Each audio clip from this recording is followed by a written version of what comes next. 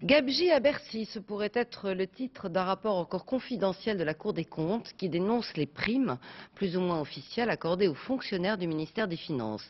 Des primes financées par des artifices comptables, le nombre de fonctionnaires officiellement déclarés par les administrations ne correspond pas toujours aux effectifs réels.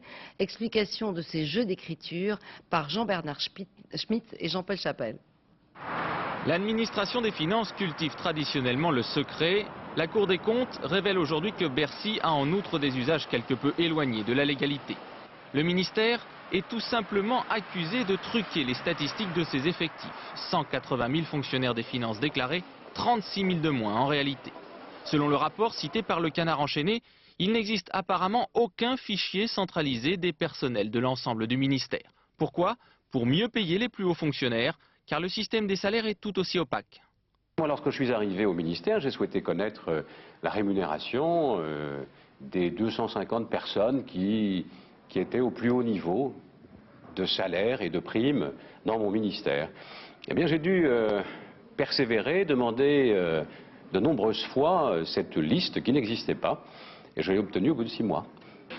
Le système des primes illégales, voilà l'autre cible de la Cour des comptes.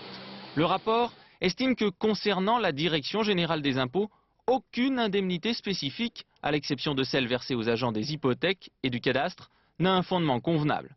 Et pourtant, les primes partiellement défiscalisées sont légion et constituent parfois une part importante du revenu. Exemple, un directeur régional des impôts touche 584 000 francs par an, plus de la moitié en primes. Cependant, pas de quoi crier au scandale pour la plupart des syndicats. On ne peut pas parler de surrémunération dans la fonction publique. L'écart des salaires, je le rappelle, c'est de 1 à 4. Dans le privé, il y a des écarts qui sont beaucoup plus importants. Bon.